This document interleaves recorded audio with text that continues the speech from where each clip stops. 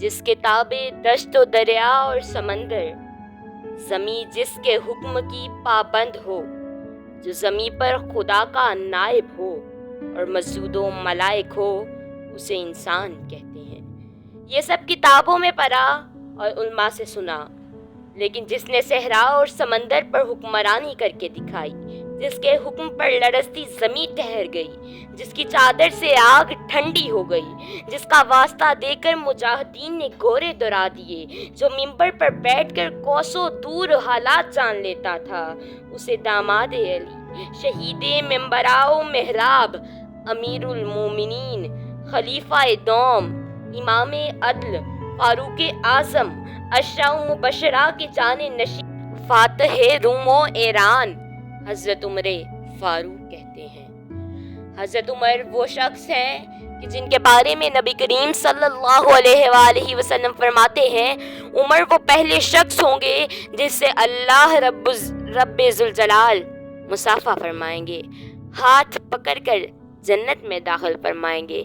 شان عمر کے کیا کہنے، عمر وہ پہلی شخصیت جنہیں امیر المومنین سے موسوم کیا گیا، آپ ہی وہ پہلی شخصیت جنہوں نے نماز تراویح پر امت کو جمع فرمایا، آپ ہی وہ پہلی شخصیت جنہوں نے لوگوں کے حالات کی خبر رکھنے کے لیے راتوں کو گشت کیا، آپ ہی وہ پہلی شخصیت جنہوں نے شرابی کو 80 کوڑے لگوائے، آپ ہی وہ پہلی شخصیت جنہوں نے دفاتر اور وزارتیں قائم کی، آپ ہی وہ پہلی شخصیت جنہوں نے سب سے زیادہ فتوحات حاصل کی، آپ ہی وہ پہلی شخصیت جنہوں نے گھوڑوں پر زکوٰۃ حاصل کی، آپ ہی وہ پہلی شخصیت جنہوں نے شہروں میں قاضی مقرر کیے، آپ ہی نے مقام ابراہیم کو اس جگہ پر قائم فرمایا جہاں وہ آج قائم ہے، آپ نے مسجد میں قندیل روشن کرنے کا رواج عام کیا، آپ نے جلا وطنی کی سزا مقرر کی۔ سیدنا عمر فاروق کسی کو گورنر یا حکم مقرر کرتے تو اسے یہ عہد دیتے کہ وہ اعلیٰ گھوڑوں پر سوار نہیں ہوں گے، باریک کپڑے نہیں پہنیں گے، ساتھی خدمات کے لیے نوکر چاکر نہیں رکھیں گے، ضرورت مندوں سے ہمیشہ ملیں گے، جبکہ آج کے حکمران ان سب چیزوں کے بالکل برعکس ہیں۔ آج کے حکمران کو یہ سب چیزیں چاہیے، یہی اس کے اعلیٰ ہونے کا دار و مدار ہے، جبکہ حضرت عمر فاروق ایسے خلیفہ تھے کہ جن کی آواز سے کیسر و کسرا کے دربار لرز جاتے تھے۔ عمر وہ ہیں کہ جن کی عظمت، رعب و دبدبہ، شجاعت و بہادری، انصاف، عاجزی و انکساری، فہم و فراست، عدل، تقویٰ اور عشق رسول پر مسلمان عش کرتے تھے، اتنا عشق رسول کہ مسلمانوں کے عش کی انتہا باقی نہ رہتی تھی۔ لیکن ایک دن نماز فجر کے دوران 27 ذی الحج کو ایک مجوسی کافر ابو نور و فیروز زہر آلود خنجر سے آپ کے شکن مبارک پہ تیر سے وار کرتا ہے، آپ بے ہوش ہو کر گر جاتے ہیں اور حضرت عبد الرحمن بن عوف نے نماز مکمل کروائی۔ ظالم ابو نور نے چاہا کہ کسی طرح مسجد سے بھاگ کر نکل جائے، لیکن نمازیوں کی صفیں دیوار کی طرح تھی، اس نے صحابیوں کو بھی زخمی کرنا شروع کیا۔ 13 صحابی زخمی ہوئے، جس میں سے 7 شہید ہو گئے۔ اتنے میں نماز ختم ہوئی اور ابو نور پکڑا گیا۔ اب وہ جانتا تھا کہ حضرت عمر فاروق، سیدنا عمر فاروق کا قتل تو وہ معاف نہیں کریں گے، وہ تو شہید ہو گئے، لوگ نہیں چھوڑیں گے۔ تو اس نے بھاگنا چاہا، لیکن وہ بھاگ نہ پایا، تو پھر اس نے خود کو خنجر مار کر ہلاک کر لیا۔ حضرت عمر دنیا سے جا رہے تھے، آخری وقت تھا، زخم لگا ہوا تھا، خون بہہ رہا تھا۔ آپ اپنے بیٹے سے کہتے ہیں کہ جاؤ بیٹے، اما عائشہ کے پاس جا کے میری اس خواہش کا اظہار کرو۔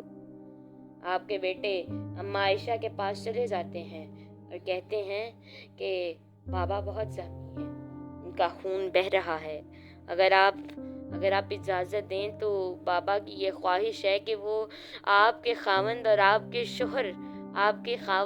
کے والد کے درمیان میں اپنی قبر کو کھدوانا چاہیں گے۔ وہ جگہ حضرت عائشہ، اما عائشہ نے اپنے لیے رکھی ہوئی تھی، لیکن ان کی یہ خواہش تھی کہ وہ وہاں پر ان کو جگہ مل جائے۔ اب آپ سوچئے کہ حضرت عائشہ کا یہ اظہار قربانی کا جذبہ تھا کہ آپ نے وہ جگہ ان کو دے دی، ایسی جگہ جس میں فرشتے 70,000 دفعہ صبح اور 70,000 دفعہ رات کو اس جگہ پر آیا کرتے تھے۔ کتنی عظمت شان کی بات تھی کہ اس جگہ پہ نبی کریم صلی اللہ علیہ وآلہ وسلم کے قدموں میں جگہ ملنا۔ لیکن حضرت اماں عائشہ نے اپنی جگہ حضرت عمر فاروق رضی اللہ تعالیٰ عنہ کو دے دی، اور جب بیٹے نے آ کر بتایا کہ بابا جگہ مل گئی ہے تو حضرت عمر فاروق کا عالم دیکھے کہ کہتے ہیں کہ بیٹا کیا پتہ اس نے شرم و حجاب میں کہہ دیا ہو، جب میرا جنازہ اٹھے گا نا تو راستے پہ روک کے پوچھنا کہ اس جگہ پہ چلے جائیں، اس جگہ پہ ان کی قبر کھدوا لیں۔ اس لیے انہوں نے پوچھا کہ کہیں وہ جگہ تو دینے والی ہی نہیں تھی، کوئی بھی نہ دیتا، لیکن وہ جگہ آپ کو مل گئی۔ آپ کی وصیت کے مطابق صہیب رومی نے آپ کی نماز جنازہ پڑھائی، اور جب لے کر جا رہے تھے جنازہ تو بیٹے کو تو پتہ تھا کہ بابا نے کہا تھا پوچھنا ہے اماں عائشہ سے۔ اماں عائشہ سے پوچھا تو اماں عائشہ نے کہا جاؤ لے جاؤ، تو پھر ان کو حضرت عمر فاروق رضی اللہ تعالیٰ عنہ کو حضرت محمد صلی اللہ علیہ وآلہ وسلم فخر کائنات، دو جہاں رحمت للعالمین، اور حضرت ابو بکر صدیق کے درمیان میں ان کی تدفین کی گئی، اور آپ اس دنیا کو چھوڑ کر چلے گئے۔ اور جاتے وقت بھی یہی الفاظ تھے کہ یا اللہ میرا حساب آسان فرمانا، یا اللہ بس یہاں سے تو چلا جاؤں گا لیکن یہاں پہ آگے جانے کے بعد جو حساب ہوگا یا اللہ وہ آسان فرمانا۔ آپ عالم دیکھیے کون تھے اتنی حکمرانی کرنے والے کہ سب لوگ کہتے تھے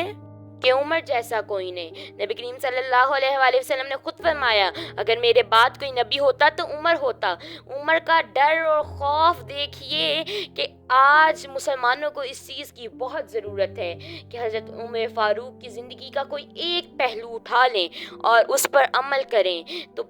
پاکستان تو انشاءاللہ ترقی اور کامیابی اور کامرانی پر پھر چلے گا۔ جگر راہ وفا میں نقش ایسا چھوڑ آیا ہوں، میں جس منزل سے گزرا ہوں وہ اب تک یاد کرتی ہے،